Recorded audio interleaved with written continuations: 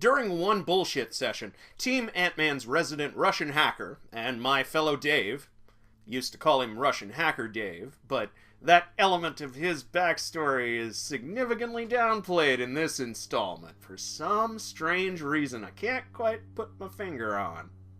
Asks everybody else if they know Baba Yaga, the Slavic version of the woods-dwelling, child-eating witch, most widely popularized by Hansel and Gretel.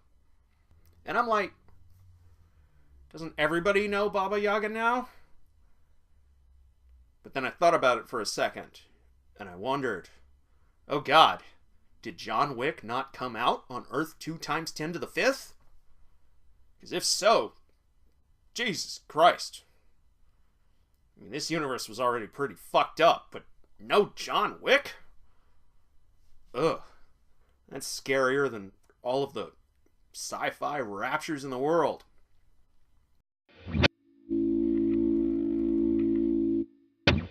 Seems like the hype train Marvel coiled up for Black Panther and Infinity War lost all of its steam after the latter's downer ending. Kudos to them, they did not panic and instantly change all of their plans like their distinguished competition probably would have done.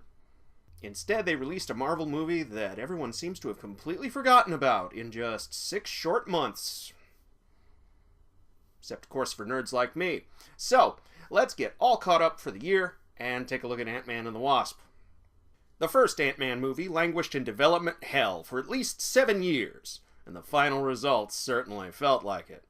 This sequel got announced 2 months after its predecessor's release, hit theaters a cool, streamlined 3 years later, boasts the return of director Peyton Reed, and the return of 3 of the writers who hammered the first movie's multiple drafts into their final shape, including the one writer who's also the title character. Would a smoother production process, with nobody leaving over creative differences, generate a more coherent picture? I wondered. To nobody in particular, because everybody was busy debating whether Thanos did anything wrong. Luckily, the answer was yes. About Ant-Man and the Wasp being more coherent. Not Thanos, obviously. Fuck that guy and all the other bad dads we've watched fuck up our superheroes for at least 3 years. It was about time Marvel made a movie about healthy parent-child relationships. And as a special treat, it stars Hank Pym, who, for a second, looked like he was on his way to joining the top 10 worst dads in superhero comics. Especially after the last film devolved into a battle between his 2 surrogate sons. The good son, Scott Lang, joined Captain America's side of the pissing contest that was Civil War, and seems to have declined to participate in Cap's little jailbreak from Super Guantanamo. Awkward exposition from FBI agent Jimmy Woo informs us that Scott's been under house arrest for the last 2 years, making him the only hero in this universe to suffer any real legal consequences from the Sokovia Accords. Hank and his daughter Hope have been on the run this whole time, but thanks to super science, they haven't felt the need to run that far. So when they discover they need Scott's help to rescue Hank's wife / Hope's mom, Janet, from the subatomic realm she's been trapped in since the late 80s, Scott's a conveniently short drive away.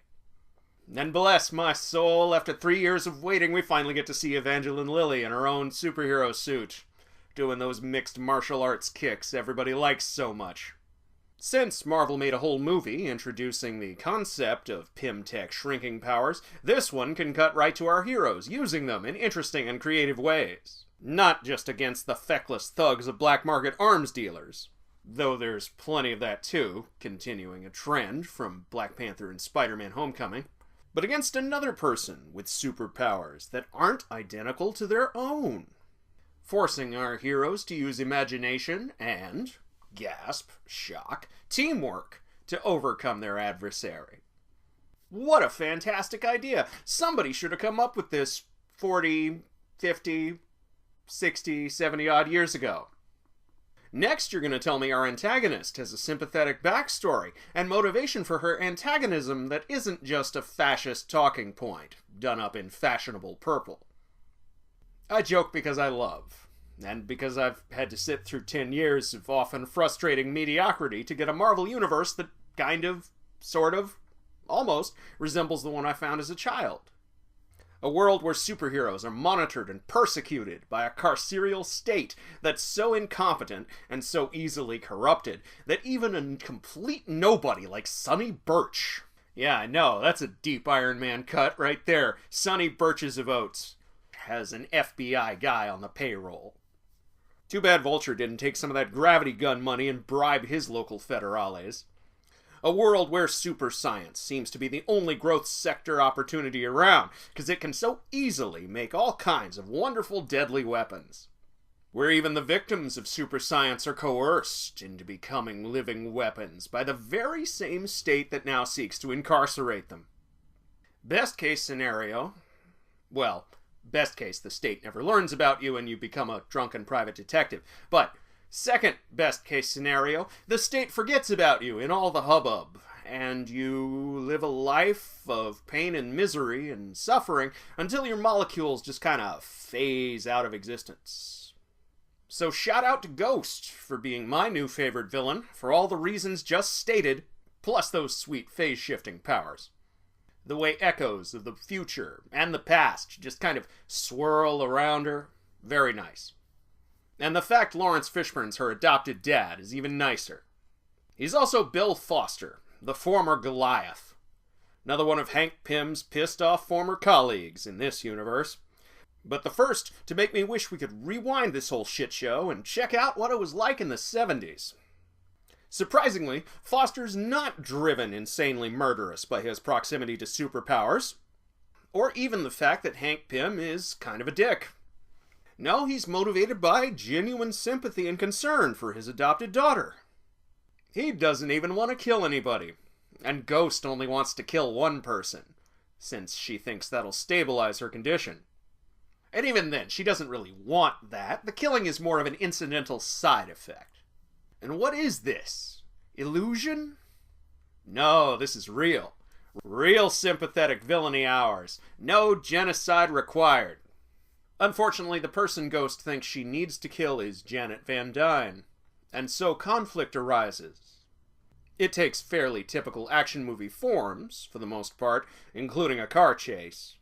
But we can't get everything we want all the time. The first Ant-Man was a comedy heist movie, and thanks to the iron law of sequels, this one must be too. It jumps through some serious hoops to get there. But once we're there, it moves much more smoothly than its predecessor. Besides, San Francisco has been car chase city ever since Bullet came out. This car chase has nothing on that one, obviously. But then again, that car chase didn't have size-changing superheroes. I probably just made a few classic action movie fans' heads explode by even bringing up the comparison. But the time for knee-jerk reactionary hatred of CGI is over. Either we start expressing solidarity with the hard-working computer animators of the world, or they're going to get recruited by a eugenicist death cult. Some of them probably already have. Sorry, but them's the breaks. Besides, without them, could we get this shot of Giant Man strolling through San Francisco Bay like he's Godzilla? Though without the obscuring fog and rain certain people use when they're overcompensating. Roland, Gareth. Nor would we see Hank Pym dive into the microverse to rescue his wife, probably creating and destroying whole forests of alternate dimensions with every step and making it look good all the while. In fact, this microverse looks a lot like the macroverse Doctor Strange stumbled through once the Ancient One expanded his mind. The quantum realm, in particular, looks a lot like a lighter, brighter version of Dormammu's dimension, and I hope that was intentional. The micro and macro verses really should resemble each other. As above, so below, you know? But I'm stalling to avoid making actual criticisms that might sound harsh to the Ant-Man fans out there. Like, what the hell kind of movie casts Michelle Pfeiffer and only gives her 5 minutes of screen time? As yet another heist comedy, this movie unfortunately adheres to the point the camera at improv actors and hope for the best school of thought. That's one of the reasons I stopped watching modern comedies altogether. The other one being Happy Madison Productions. Some of us grew up learning that half of comedy is in the timing, But we didn't go to the right schools or make the right fake friends, so here we are. Forced to sit through even more plot-stopping riff sessions that should have seen a whole tin of polish before they ever escaped the writer's room. Not as many as last time, thank the gods, or Paul Rudd, or our director, whoever. But there are still some here, and they always take me right out of the story. Some have criticized Thor Ragnarok for just this reason, but back then, when I zoned out, I could at least appreciate the Jack Kirby-inspired set design. Here, we're back on boring old Earth, and as much as I love Spanish Deco architecture, San Francisco doesn't really have much of that left. Not even if you're as apparently well off as Scotty Boy. I mean, Jesus Christ, look at this house! In San Francisco? Dude, seriously, fuck this superhero shit. You could carve that thing up into 5 units and have a whole army of tech bros just clawing each other's eyes out for the privilege of paying you an arm and a leg to live in city limits. So Ant-Man and the Wasp isn't the Ant-Man film that I wanted 3 years ago, but it is significantly closer to the mark. There are actually 2 Ant-Men and 2 Wasps in this film, and both get to a good place by the end. For almost 60 years now, a lot of superhero comics have been explicitly generational stories. And since the comic book universe that used to be known for that kind of thing can't seem to stop shooting itself in both feet, it's nice to see Marvel stepping in to fill the gap. How long until Scotty's daughter Cassie Lang achieves the stature she's destined for? Do we have enough time before all of this falls down? I don't know. All I know for sure is we finally have an Ant-Man movie that I can unreservedly call pretty good. Yeah, decent. Kind of nice in parts, really. And I'll take all the nice I can get out of this hell world. It's a lightweight bit of heist comedy fluff that does more to expand this universe than all the big dumb crossover events in existence. And I'm glad to admit that I was wrong. I did not spoil this movie for myself, and Michael Douglas does actually live to the end. Unless, of course, you count the mid-credits scene, where he and Janet turn to dust. Huh. Well, guess I was still right. Happy Thanksgiving, everyone. This year, I'm thankful to all of my patrons. Mr. Hootie Dean, Detective Steve, The After Movie Diner, and Stu G. Sorry I keep fucking your name up, bro. If you'd like some special thanks, then consider supporting the show on Patreon. Link in the description. And don't forget to like, comment, share, subscribe. But mostly, get off the fucking internet and go be with your family. Unless they suck, in which case, I don't know, watch like 10 more of my reviews. Next time, something that actually takes effort. Something I can't do in my sleep, like I can these Marvel movies.